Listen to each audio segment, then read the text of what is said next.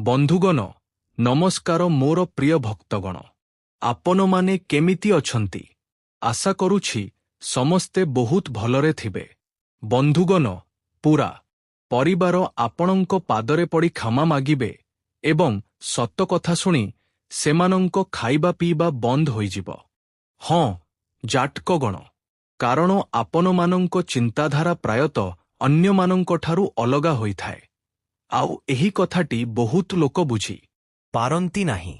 ଲୋକମାନେ ଯଦି ଆପଣଙ୍କୁ ଅଜବ ଭାବି ଅବହେଳା କିମ୍ବା ଅଣଦେଖା କରନ୍ତି ତେବେ ନିଜକୁ ବଦଳାଇବାର ଆବଶ୍ୟକତା ନାହିଁ।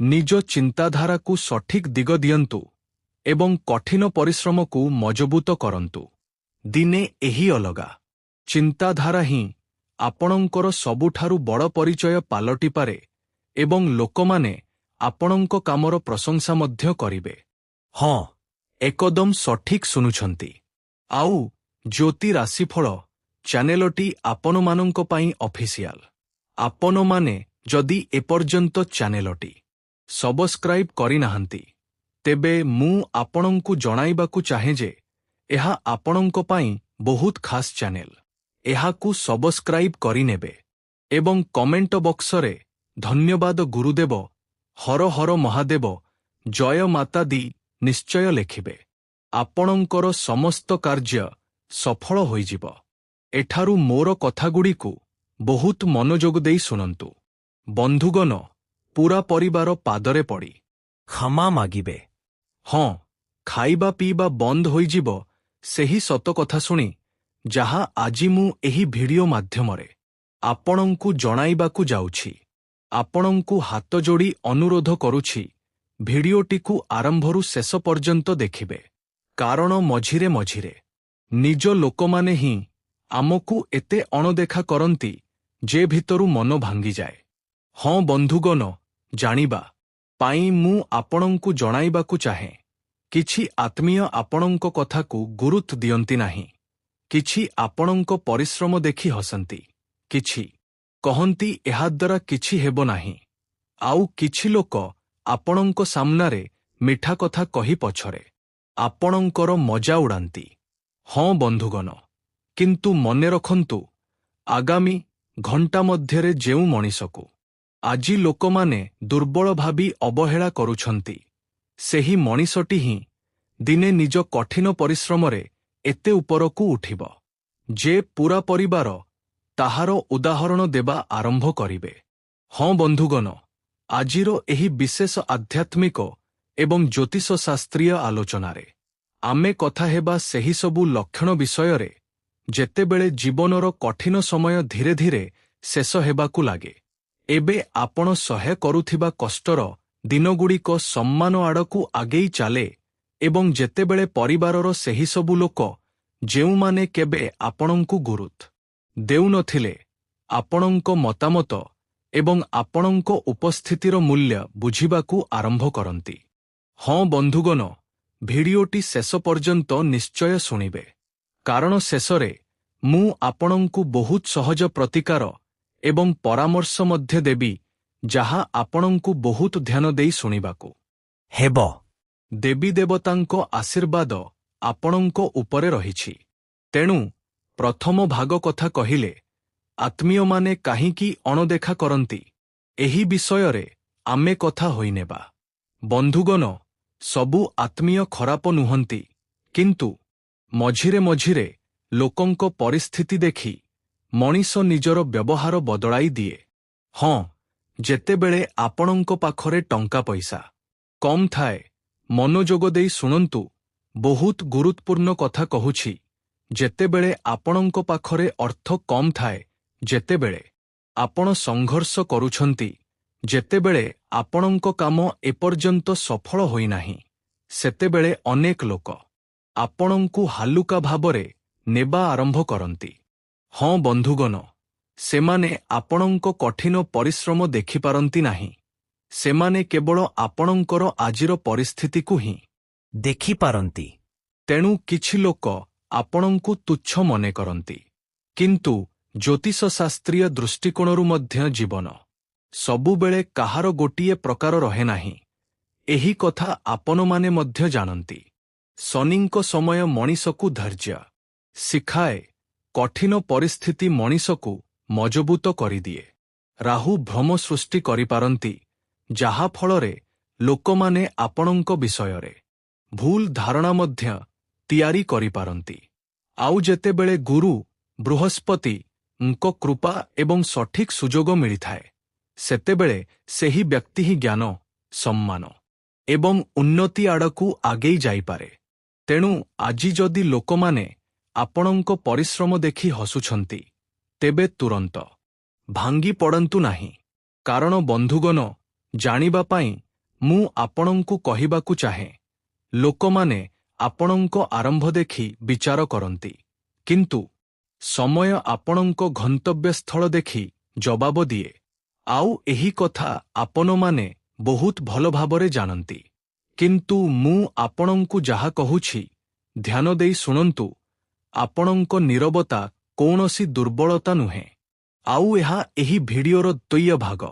ଅନେକ ଲୋକ ଭାବନ୍ତି ଯେଉଁ ବ୍ୟକ୍ତି ଜବାବ ଦିଏ ନାହିଁ, ସେ ଦୁର୍ବଳ, କଥା କହି ଜାଣିନାହିଁ। ଲୋକମାନେ ଏମିତି ଭାବିବା ଆରମ୍ଭ କରନ୍ତି। କିନ୍ତୁ ନା ବନ୍ଧୁଗଣ, ଜାଣିବା ପାଇଁ ମୁଁ ଆପଣଙ୍କୁ କହି ରଖୁଛି, ଅନେକ ସମୟରେ ଚୁପ୍ ରହୁଥିବା ମଣିଷଟି ଭିତରେ ଭିତରେ ନିଜ ଜୀବନ ବଦଳାଇବାର ପ୍ରସ୍ତୁତି କରୁଥାଏ। କିନ୍ତୁ ସାମ୍ନା ଲୋକଟି ତାହା ବୁଝି ମଧ୍ୟ ପାରେ ନାହିଁ। ଆପଣ ହୁଏତ ଅନେକ କିଛି ସହ୍ୟ କରିଛନ୍ତି। ହଁ, ନିଜ ଜୀବନରେ ଆପଣ ଅନେକ ଦୁଃଖ କଷ୍ଟ ମଧ୍ୟ ଦେଖିଛନ୍ତି। କେହି ଆପଣଙ୍କ ଗରିବୀକୁ ନେଇ ମଜା ଉଡ଼ାଇଛି, ସେ ସାଙ୍ଗ ହେଉ କିମ୍ବା ଅନ୍ୟ କେହି। କେହି କହିଛି ଯେ ତୋ ଦ୍ୱାରା କିଛି ହେବ ନାହିଁ। କୌଣସି ଆତ୍ମୀୟ ଆପଣଙ୍କୁ କୌଣସି ଉତ୍ସବରେ ଧରନ୍ତୁ ଅବହେଳା କରିଛନ୍ତି, ନିମନ୍ତ୍ରଣ ମଧ୍ୟ କରିନାହାନ୍ତି। କେହି ଆପଣଙ୍କ ତୁଳନା ଅନ୍ୟ କୌଣସି ସଫଳ ବ୍ୟକ୍ତିଙ୍କ ସହ କରିଛନ୍ତି। ଜୀବନରେ ଏମିତି ଘଟଣା ଘଟିବା ବହୁତ ସାଧାରଣ କଥା। ଆଉ ସେହି ସମୟରେ ଆପଣଙ୍କ ମନରେ ପ୍ରଶ୍ନ ଆସିଛି, ଭାବିଛନ୍ତି କ'ଣ ମୋର କୌଣସି ମୂଲ୍ୟ ନାହିଁ? କିନ୍ତୁ ଶୁଣନ୍ତୁ ମୋ କଥା।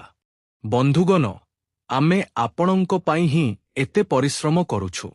ଆପଣଙ୍କ ମୂଲ୍ୟ କୌଣସି ଆତ୍ମୀୟଙ୍କ ବ୍ୟବହାରରେ ନିର୍ଦ୍ଧାରିତ ହୁଏ ନାହିଁ, କୌଣସି ସାଙ୍ଗଙ୍କ ବ୍ୟବହାରରେ ନିର୍ଦ୍ଧାରିତ ହୁଏ ନାହିଁ। ଆପଣଙ୍କ ମୂଲ୍ୟ ଆପଣଙ୍କ ଚରିତ୍ର, ଆପଣଙ୍କ ପରିଶ୍ରମ ଏବଂ ଆପଣଙ୍କ କର୍ମ ଦ୍ୱାରା ତିଆରି ହୋଇଥାଏ। ଆଜି ଯଦି ଆପଣ ସଂଘର୍ଷ କରୁଛନ୍ତି, ତେବେ ତାହାର ଅର୍ଥ ଏହା ନୁହେଁ ଯେ ଆପଣ ସବୁଦିନ ପାଇଁ ସଂଘର୍ଷ ହିଁ କରିବେ। ଆଗାମୀ ସମୟ ଆପଣଙ୍କ ପାଇଁ ବହୁତ ଚମତ୍କାର ହେବାକୁ ଯାଉଛି। ରାତି ଯେତେ ଲମ୍ବା ହେଉନା କାହିଁକି, ସକାଳର ସୂର୍ଯ୍ୟକୁ କେହି ଅଟକାଇ ପାରିବେ ନାହିଁ। ହଁ ବନ୍ଧୁଗଣ, ଆପଣ ମଧ୍ୟ ଏମିତି ଭାବନ୍ତୁ। ଆପଣଙ୍କ ଜୀବନରେ ଦାରିଦ୍ର୍ୟ କିମ୍ବା କଷ୍ଟ ଯେତେ ଥିଲେ ମଧ୍ୟ ଖୁସି ନିଶ୍ଚୟ ଆସିବ। ଗୋଟିଏ ଛୋଟ ପ୍ରତିକାର ମୁଁ ଆପଣଙ୍କୁ ଦେଉଛି, ଧ୍ୟାନ ଦେଇ ଶୁଣନ୍ତୁ। ବହୁତ ବିଶେଷ ଏବଂ ଲାଭଦାୟକ ପ୍ରତିକାର କିମ୍ବା ଗୋଟିଏ ଗଳ୍ପ ମୁଁ କହୁଛି, ଏହାକୁ ଆପଣଙ୍କୁ ବହୁତ ମନୋଯୋଗ ଦେଇ ଶୁଣିବାକୁ ହେବ। କାରଣ ଏହି ଗଳ୍ପ କିମ୍ବା ଉଦାହରଣଟି କୌଣସି ସାଧାରଣ ବିଷୟ ନୁହେଁ। ଏଠାରୁ ଆପଣ ଅନେକ ଶିକ୍ଷା ପାଇବେ। ତେଣୁ ଭିଡିଓଟିକୁ ଏଡ଼ାଇ ଯାଆନ୍ତୁ ନାହିଁ, ବହୁତ ଧ୍ୟାନ ଦେଇ ଶୁଣନ୍ତୁ। ବନ୍ଧୁଗଣ ଦେଖନ୍ତୁ, ଜଣେ ବ୍ୟକ୍ତି ଥିଲେ। ସେ ତାଙ୍କ ପରିବାରରେ ସବୁଠାରୁ ବେଶି ପରିଶ୍ରମ କରୁଥିଲେ। କିନ୍ତୁ ତାଙ୍କର ଆର୍ଥିକ ସ୍ଥିତି ଭଲ ନଥିଲା। ତାଙ୍କ ଜୀବନରେ ଅର୍ଥର ଅଭାବ ଥିଲା। ଯେତେବେଳେ ବି ପରିବାର ଲୋକମାନେ ଏକାଠି ହେଉଥିଲେ, ସେତେବେଳେ ତାଙ୍କ ଚାକିରିର ମଜା ଉଡ଼ାଉଥିଲେ। କେହି ତାଙ୍କର କମ୍ ରୋଜଗାର ଦେଖି ହସୁଥିଲେ। ହଁ, ଆଉ କେହି କହୁଥିଲେ, ଏହାର ବଡ଼ ସ୍ୱପ୍ନ ଦେଖିବା ବନ୍ଦ କରିଦେବା ଉଚିତ, କାରଣ ଏତେ କମ୍ ଦରମାରେ ଏତେ ବଡ଼ ସ୍ୱପ୍ନ ସତ ହେବ ନାହିଁ।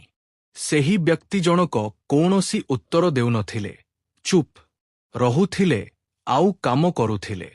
ସେ କେବଳ ଗୋଟିଏ କଥା ମନେ ମନେ ସ୍ଥିର କରିନେଇଥିଲେ, ମୁଁ କାହାକୁ ହରାଇବା ପାଇଁ ନୁହେଁ, ନିଜ ଜୀବନକୁ ଉନ୍ନତ କରିବା ପାଇଁ ପରିଶ୍ରମ କରିବି।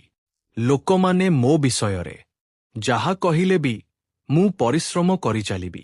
ତାପରେ ସମୟ ବିତିବାକୁ ଲାଗିଲା। ସେ ଧୀରେ ଧୀରେ ନିଜ କାମରେ ମନ ଦେଲେ, ନିଜର ପରିଶ୍ରମ ଆହୁରି ବଢ଼ାଇଲେ, ନୂଆ ଜିନିଷ ଶିଖିଲେ, ଦକ୍ଷତା ବୃଦ୍ଧି କଲେ, ନିଜର ଭୁଲଗୁଡ଼ିକୁ ସୁଧାରି ନେଲେ, ବାରମ୍ବାର ବିଫଳ ହେଲେ ବି କେବେ ହାର ମାନି ନଥିଲେ। ହଁ ବନ୍ଧୁଗଣ, କିଛି ବର୍ଷ ପରେ ତାଙ୍କର ସ୍ଥିତି ବଦଳିବାକୁ ଲାଗିଲା। ସେ ଧୀରେ ଧୀରେ ସଫଳତା ପାଇବାକୁ ଲାଗିଲେ। ଏବେ ସେହି ଲୋକମାନେ ହିଁ ତାଙ୍କ ପାଖକୁ ପରାମର୍ଶ ନେବାକୁ ଆସୁଛନ୍ତି। ହଁ ବନ୍ଧୁଗଣ, ଏକଦମ ସଠିକ୍ ଶୁଣୁଛନ୍ତି। ଯେଉଁ ଲୋକମାନେ ଦିନେ ତାଙ୍କୁ ଅଣଦେଖା କରିଥିଲେ, ସେମାନେ ତାଙ୍କ ଘରକୁ ଆସିବାକୁ ଲାଗିଲେ ଏବଂ ତାଙ୍କଠାରୁ ପ୍ରେରଣା ନେବାକୁ ଲାଗିଲେ। ସେତେବେଳେ ସେ କାହାକୁ ଆଦୌ ଅପମାନିତ କରିନଥିଲେ। ସେ କେବଳ ଏତିକି କହିଥିଲେ, ଯେତେବେଳେ ମୁଁ ସଂଘର୍ଷ କରୁଥିଲି, ସେତେବେଳେ ମୋତେ ସମ୍ମାନର ଗୋଟିଏ ଆବଶ୍ୟକତା ଥିଲା। ଏବେ ମୁଁ ସଫଳତାରେ ମୋର ସଂସ୍କାର ତ୍ୟାଗ କରିବି ନାହିଁ। ଅର୍ଥାତ୍ ସେହି ବ୍ୟକ୍ତି ନିଜର ସଂସ୍କୃତି ଓ ମୂଲ୍ୟବୋଧ ଛାଡ଼ି ନଥିଲେ। ବନ୍ଧୁଗଣ, ଏହା ହିଁ ପ୍ରକୃତ ବିଜୟ। କାହାକୁ ନିଜ ପାଦତଳେ ପକାଇବା ମହାନତା ନୁହେଁ, ବରଂ ନିଜ ସଫଳତା ଦ୍ୱାରା ଉତ୍ତର ଦେବା ହିଁ ମହାନତା। ନିଜ ସଫଳତା ଦ୍ୱାରା ଲୋକଙ୍କୁ ଏହା ଅନୁଭବ କରାଇବା ଯେ ସେମାନେ ଆପଣଙ୍କୁ ଭୁଲ ବୁଝିଥିଲେ, ଏହା ହିଁ ସବୁଠାରୁ ବଡ଼ ଜବାବ। କିନ୍ତୁ ସ୍ତପ୍ରବୃତ୍ତ ଭାବେ ଆପଣଙ୍କର ଯେଉଁସବୁ ଶତ୍ରୁ ଥିବେ, ଯେଉଁସବୁ ସାଙ୍ଗ ଥିବେ, ଆପଣ ଯେତେବେଳେ ସଫଳ ହୋଇଯିବେ, ସେତେବେଳେ ସେମାନେ ଆପଣଙ୍କ ସାମ୍ନାକୁ ଆସିବେ ଆଉ ପୁରୁଣା କଥା ମନେ ପକାଇ ଆପଣଙ୍କୁ କହିବେ, ପୂର୍ବରୁ ଭୁଲ ହୋଇଯାଇଛି, ଚାଲ ନୂଆ ଜୀବନ ଆରମ୍ଭ କରିବା। ଅର୍ଥାତ୍ ଆପଣଙ୍କ ଉନ୍ନତି ଦେଖି, ଆପଣଙ୍କ ଭଲ ସମୟ ଦେଖି ଲୋକମାନେ ଆପଣଙ୍କ ପାଦ ଛୁଇଁବା ପାଇଁ ଚାଲି ଆସିବେ, କିନ୍ତୁ ଆପଣଙ୍କୁ ନିଜ ସଂସ୍କାର ଭୁଲିଲେ ଚଳିବ ନାହିଁ। ବନ୍ଧୁଗଣ, ଏହି ଭିଡିଓର ଚତୁର୍ଥ ସବୁଠାରୁ ଗୁରୁତ୍ୱପୂର୍ଣ୍ଣ ଭାଗ ମୁଁ ଆପଣଙ୍କୁ କହୁଛି, ଗ୍ରହମାନଙ୍କ ବାର୍ତ୍ତା। ହଁ, ଯାହା ଜାଣିବା ଅତ୍ୟନ୍ତ ଜରୁରୀ। ଜ୍ୟୋତିଷଶାସ୍ତ୍ରୀୟ ଦୃଷ୍ଟିକୋଣରୁ ମୋ କଥାଗୁଡ଼ିକୁ ବୁଝନ୍ତୁ ଯେ ପ୍ରକୃତରେ ମୁଁ ଆପଣଙ୍କୁ କ'ଣ କହିବାକୁ ଚାହୁଁଛି। ଜୀବନରେ ଯେତେବେଳେ ଶନିଙ୍କ ପ୍ରଭାବ କଠିନ ଅନୁଭୂତି ଦିଏ, ସେତେବେଳେ ମଣିଷକୁ ଧୈର୍ଯ୍ୟ ଏବଂ କର୍ମର ପରୀକ୍ଷା ଦେଇ ଗତି କରିବାକୁ ପଡ଼ିଥାଏ। ସେ ଯେକୌଣସି ବ୍ୟକ୍ତି ହୁଅନ୍ତୁ ନା କାହିଁକି। ଅର୍ଥାତ୍ ଅନେକ ସମୟରେ ସଫଳତା ବିଳମ୍ବରେ ଆସିଥାଏ। କିଛି ଲୋକ ଅପେକ୍ଷା କରିପାରନ୍ତି, ସାମଞ୍ଜସ୍ୟ ରହିବ। ପ୍ରେମ ସମ୍ପର୍କରେ କିଛି ଭୁଲ ବୁଝାବୁଝି ହୋଇପାରେ। ସନ୍ଦେହ କିମ୍ବା ଅସମ୍ପୂର୍ଣ୍ଣ ତଥ୍ୟ ଆଧାରରେ ନିଷ୍ପତ୍ତିରେ ପହଞ୍ଚନ୍ତୁ ନାହିଁ। ଏକେ ଅପର ଉପରେ ବିଶ୍ୱାସ ବଜାୟ ରଖିବା ଆପଣଙ୍କ ପାଇଁ ଅଧିକ ଜରୁରୀ। ପାଣିପାଗ ଅନୁସାରେ ଦୈନନ୍ଦିନ ରୁଟିନ୍ ଓ ଖାଦ୍ୟପେୟ ରଖନ୍ତୁ। ଯେଉଁସବୁ ଅଭ୍ୟାସ କାରଣରୁ ସ୍ୱାସ୍ଥ୍ୟ ଉପରେ ଖରାପ ପ୍ରଭାବ ପଡ଼େ, ତାହାଠାରୁ ଦୂରେଇ ରୁହନ୍ତୁ। କୌଣସି ସମସ୍ୟା କ୍ରମାଗତ ଭାବେ ରହିଲେ, ଡାକ୍ତରଙ୍କ ପରାମର୍ଶ ନେବା ଆପଣଙ୍କ ପାଇଁ ସବୁଠାରୁ ବେଶି ଜରୁରୀ। ଆଜି ପରିବାର ଓ ସମ୍ପର୍କ ଦୃଷ୍ଟିରୁ ଭଲ ଦିନ ହୋଇପାରେ। ଘରେ ଆନନ୍ଦର ପରିବେଶ ରହିବ ଏବଂ ଛୋଟଖାଟ ଉତ୍ସବ କିମ୍ବା ପରିବାର ସଦସ୍ୟଙ୍କ ମିଳାମିଶା